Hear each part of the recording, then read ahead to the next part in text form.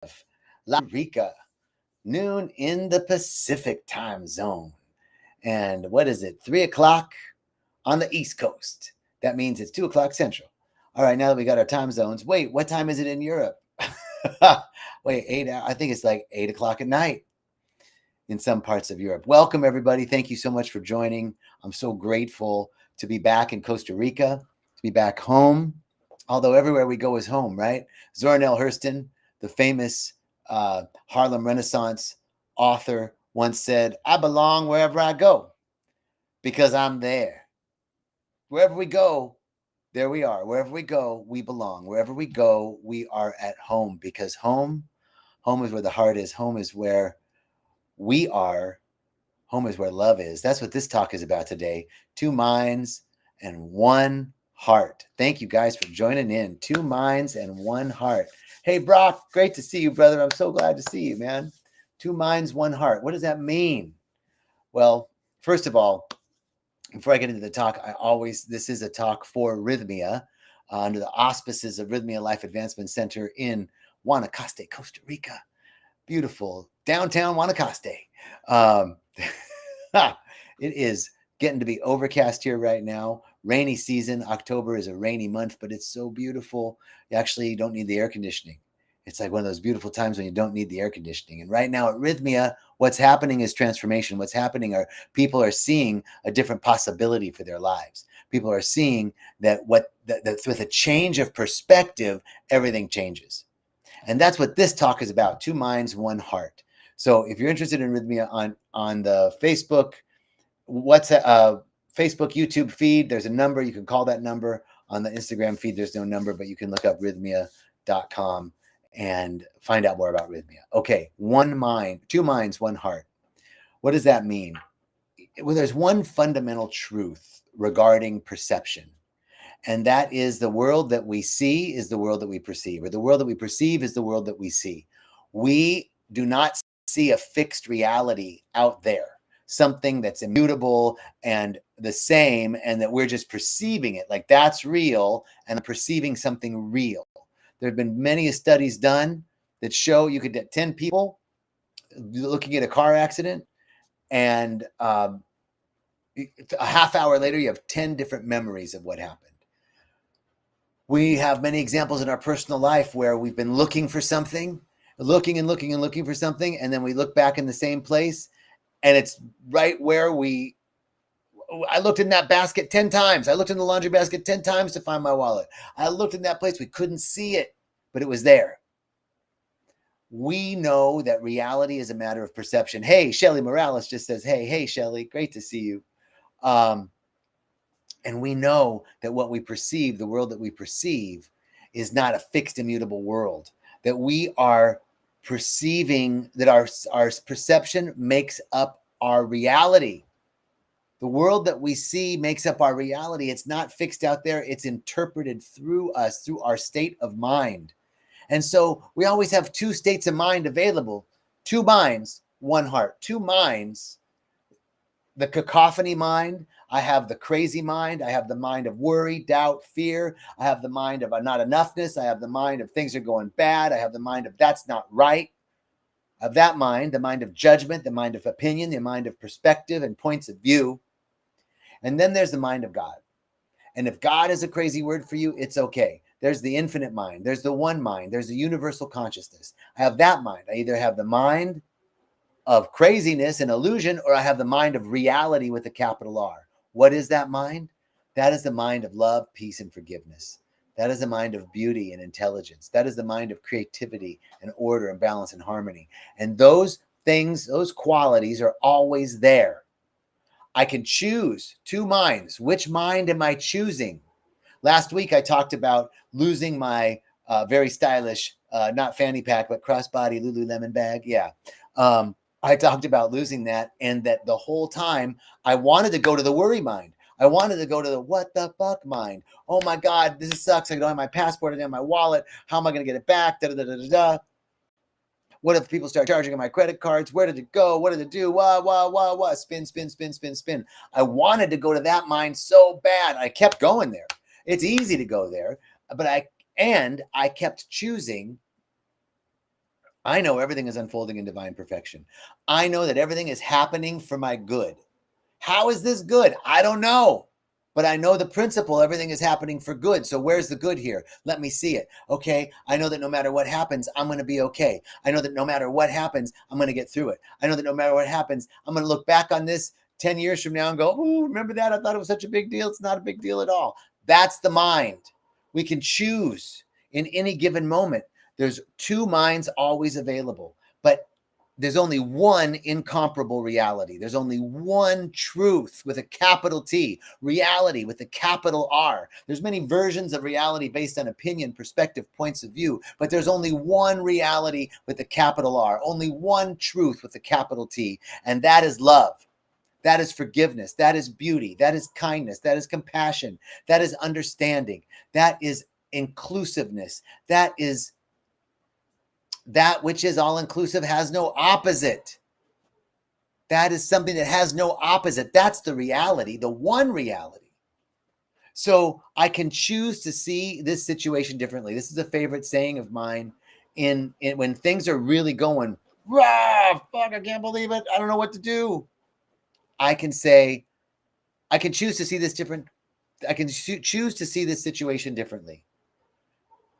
Whatever the situation is, I can choose to see it differently.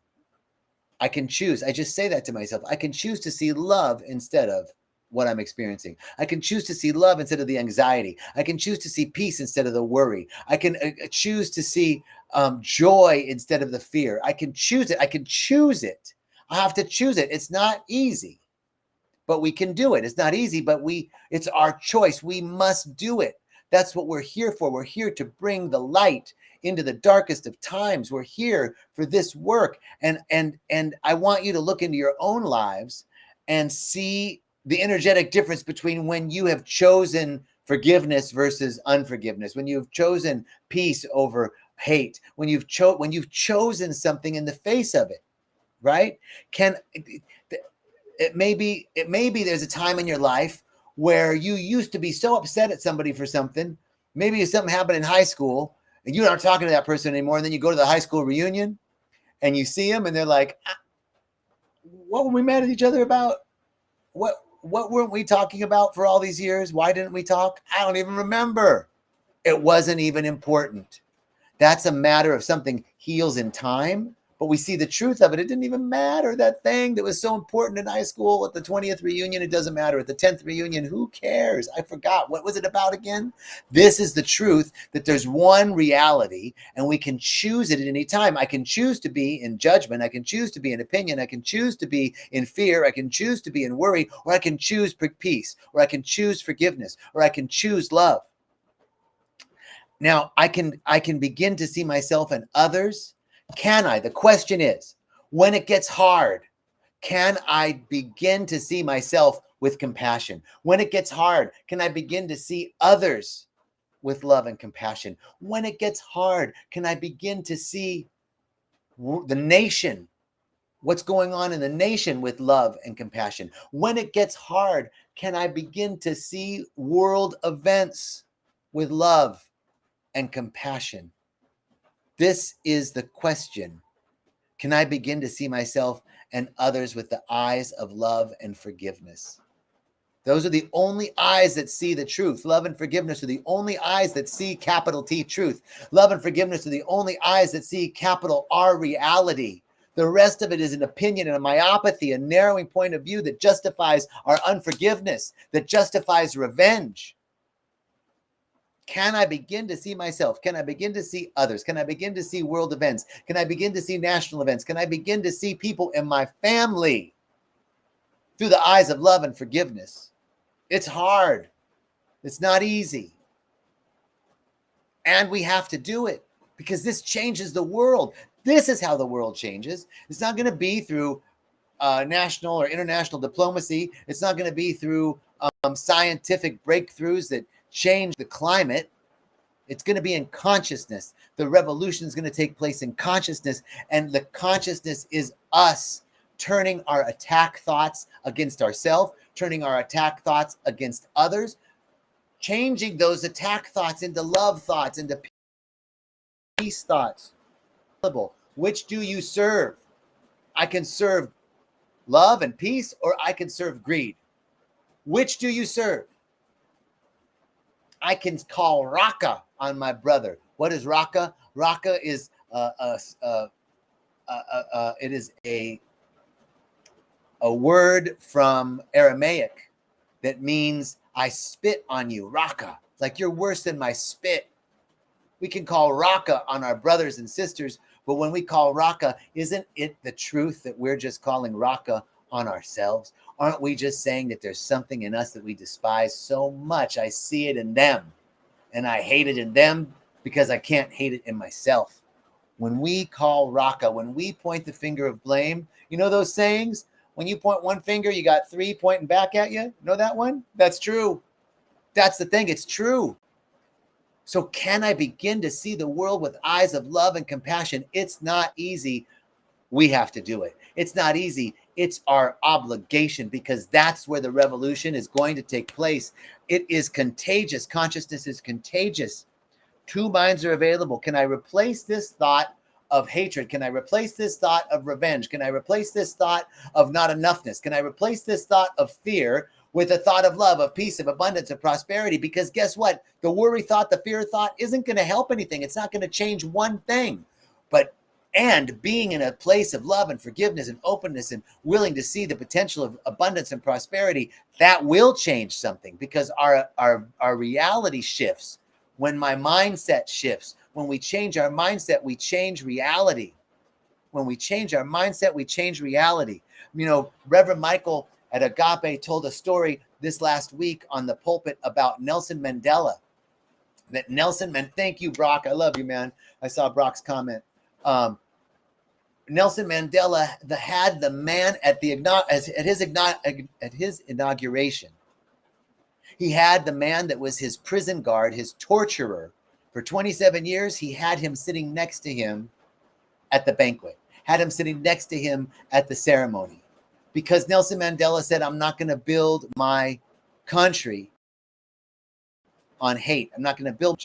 I have to be an example of love and forgiveness and reconciliation. Now, mind you, this guy wasn't just the guy who kept him in jail for 27 years. A nice story. Maybe they had a nice relationship. No, this guy, the story is that Nelson Mandela used to be buried up to his neck, and he couldn't move, buried up to his neck. All that was above the ground was his head. And when he'd ask for water, this guy would piss on him. That guy would, you want something to drink? Here, drink this. That's the guy that he had sitting next to him in his inauguration. That is the example of love and reconciliation and forgiveness. It's not that we don't have justification. It's not that we don't know and have our opinions and that we could be very right about something. But does our rightness get us anywhere? Does it move us forward? Does it bring about a different world? Does it change anything? We have to unhook. We have to forgive. Forgive, shvakin in Aramaic. Shvakin is to forgive, and it means literally to unhook ourselves from the past. We have to unhook ourselves. Man, it's not easy. I'm telling you, I know it. I know it's not easy. I'm working on it myself, to unhook myself from the past, forgive, to let it go, to put it down, and move forward with love and compassion. Do we choose greed? Do we choose hate? Do we choose revenge? For justice without compassion is just revenge. There is no justice without compassion. Justice without compassion is revenge. So do we choose revenge? Do we choose hate? Do we choose rightness, righteousness? Or do we choose love? Do we choose peace in this moment? Now, I don't know how to do it. Show me, is the prayer. Because there's only one heart. And what we know, what we do to the least of our brothers and sisters, we do to ourselves. There's only one heart. So revenge really doesn't do anything but hurt us. Revenge and unforgiveness is like drinking poison and hoping it hurts the other person. It really just really only damages us. the one heart, the one soul. So we're in a collective world hell right now. In our collective consciousness, there's another truth. There is a collective consciousness. There's individual consciousness and a collective consciousness. Individually and collectively, we create this reality with a small r that we see. And we can either see by our choice of a world of hatred, a world of attack, a world of fear, a world of vengeance, or we can see a world of peace and love and forgiveness, but it must start with us. We must change our own perception. When I change my interior world, I change the way I see the world, and then the world changes. And when I see it for myself, when I can change it in my mind, it starts to change in other people's minds. It's crazy. We see a collective hell right now of pain and suffering. We can collectively change it. We can collectively change it. There's a great story about actually it's a scientific study, a book written called The 100th Monkey, and it's about a scientific experiment that was taking place in the 60s. These scientists were observing the behaviors of monkeys on the uninhabited islands off the coast of Japan.